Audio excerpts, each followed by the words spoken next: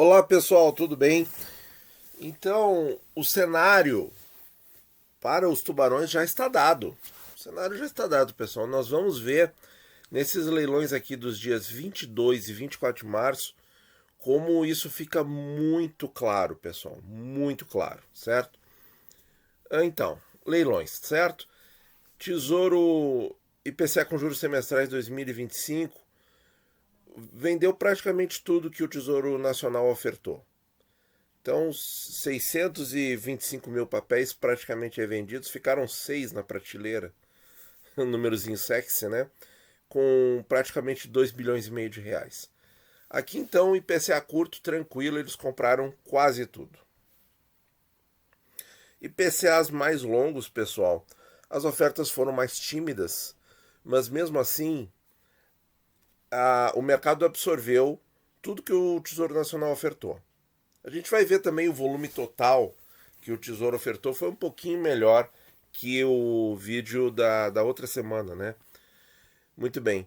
Aqui então, pessoal, IPCA 32 com juros.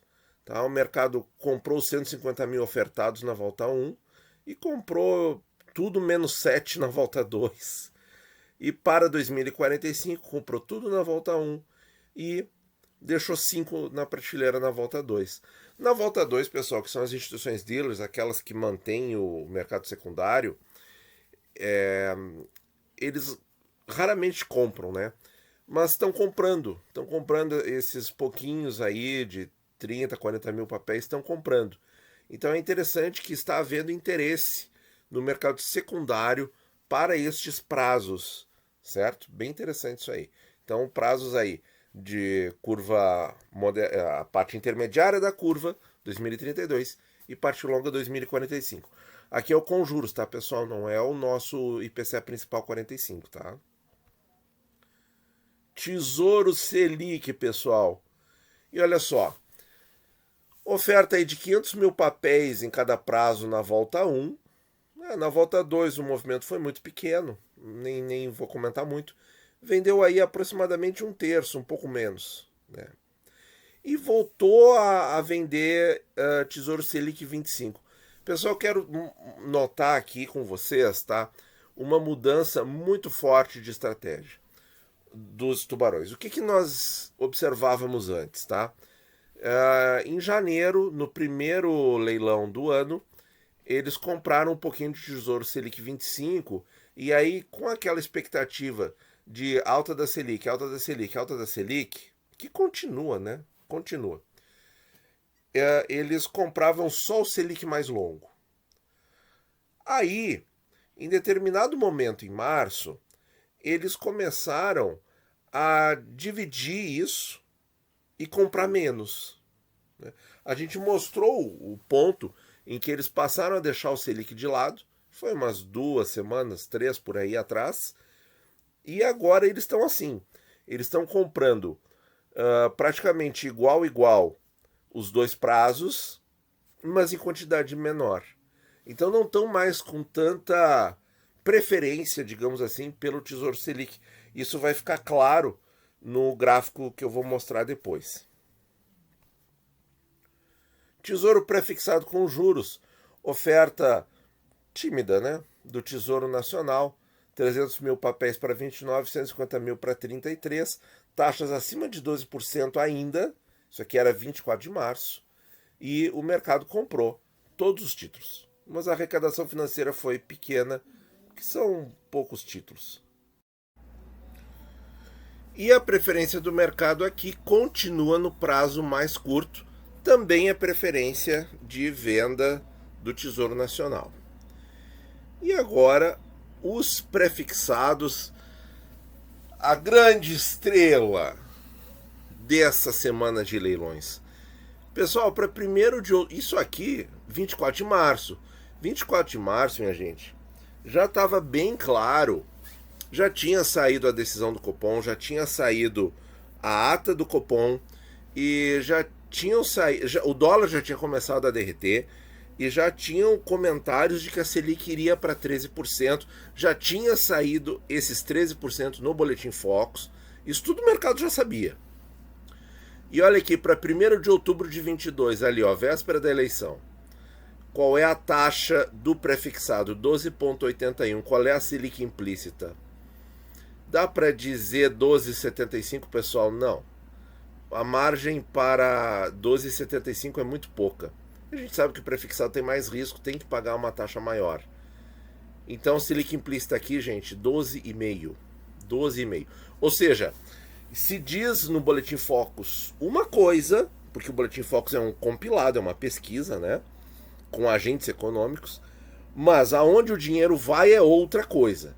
E aqui é quase 1 bi, não é muito em termos da realidade dos leilões, mas estão indo aí para uma Selic que pode até ser 12,75, mas mais provável que seja 12,5 e que ainda não é 13. Eles podem ter errado com esse quase 1 bilhão de dólares, de repente, nessa semana saiu o leilão e eles acabarem não comprando a taxas de 12%, na casa dos 12%, pode. E comprarem só se o Tesouro emitir a 13%, pode. Mas a gente ainda não viu isso acontecer. Então, gente, seguindo a diretriz do follow the money, siga o dinheiro, a Selic aí é 12,5, 12,75 e ainda não está indo para os 13, certo?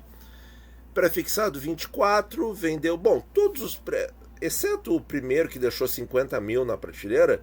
Olha aí, pessoal, volume forte no prefixado 24, que vendeu tudo, e volume muito forte no prefixado 25, é diferente do nosso, tá, pessoal? No Tesouro Direto a gente tem para janeiro, esse aqui é para julho. É o que eu pensei que viria para o Tesouro, mas não veio. 8 milhões de papéis ofertados, 8 milhões vendidos, mais de 5 bi, minha gente, mais de 5 bi. Vamos dar uma olhadinha aqui no Tesouro Selic. 5 bi num prefixado só, e vejam aqui, ó, 3 bi em Tesouro Selic. Impressionante, não? Impressionante. Então, pessoal, assim, ó, agora que a gente viu leilão por leilão, movimento por movimento, a situação vai ficar mais clara quando a gente junta os dados e pega essas informações e aí vê qual é a linha de raciocínio, qual é o cenário que eu disse no título, que o cenário está dado para os tubarões. Bom, primeiro mostrando o total aqui da semana, foram 16 bilhões, um pouco mais. E aí nós temos aqui Tesouro Selic, com 3 bilhões 415 milhões, prefixado com juros, esse aqui, cor creme, né? 415 milhões, oferta tímida, mas repare aqui os percentuais de aceitação do mercado, né? Tesouro prefixado 8 bilhões e 300 e Tesouro IPCA com juros 3 bilhões, perdão, 986 milhões, quase 4 bi, tá? Lembrando que eles não têm Tesouro IPCA principal. Então, gente, olha só, nos prefixados, tudo acima de 95% e 100%. Prefixado com juros 100%. Tesouros IPCAs, olha aqui, ó, 100% e duas sessões aqui que são da volta 2, né, com 99, alguma coisa por cento, quase 100, certo? Então, todos os papéis que o Tesouro Nacional ofertou venderam tudo vendeu, menos o Selic. Olha aqui, ó, o Selic ficou ali, ó, com 30%, com 30% no máximo, certo? E quando a gente pega a alocação da semana no financeiro, nós temos este gráfico. E esse gráfico, minha gente, é para cair o queixo, hein? É para cair o queixo. Tubarão sendo tubarão. Tubarões são tubarões. Não tem jeito, pessoal. Prefixado 51% da alocação.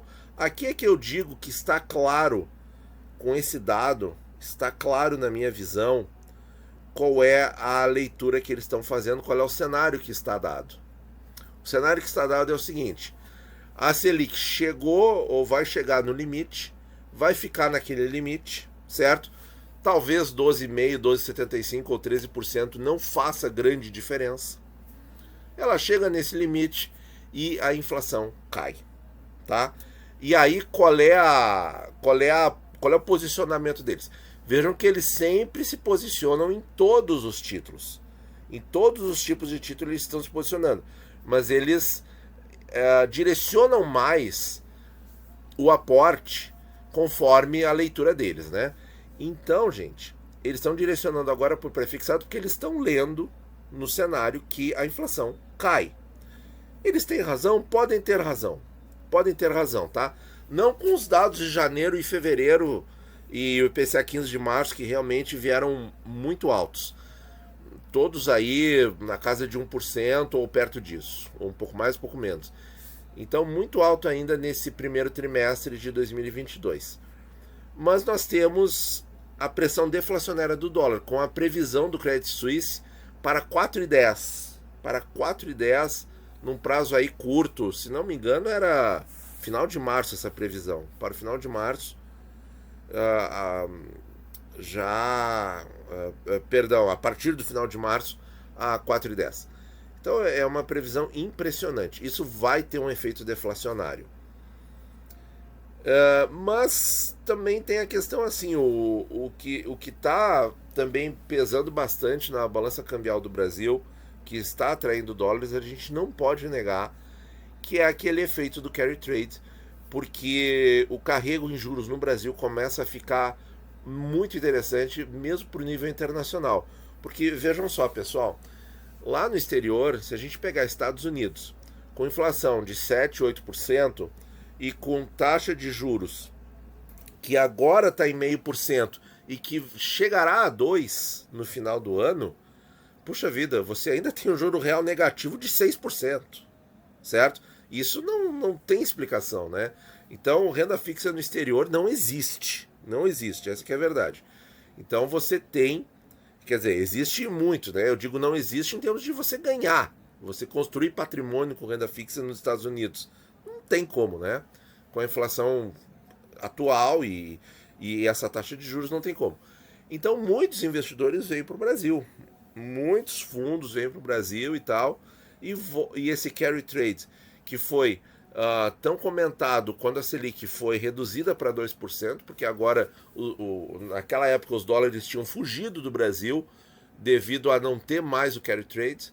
Agora eles voltam porque volta a haver essa possibilidade. E talvez isso gere uma pressão deflacionária aí de curto, médio prazo. A gente está esperando para ver, né? A gente está esperando para ver e está torcendo aí para que dê certo, mas enquanto isso, pessoal, sardinha, sardinha, né? A gente investe em Tesouro IPCA, que a gente se sente muito mais confortável. Mas olha, pessoal, impressionante essa alocação deles aí. E o Tesouro Selic, que antes era 60%, 70%, agora está perdendo, inclusive, para o Tesouro IPCA com juros, que eles investem, mas não é a preferência. A preferência deles sempre foi pré-fixado e agora com 51% da alocação da última semana de março, da semana mais recente de março, em relação à publicação deste vídeo. Tá certo, pessoal? Muito obrigado por ouvir e bons investimentos a todos.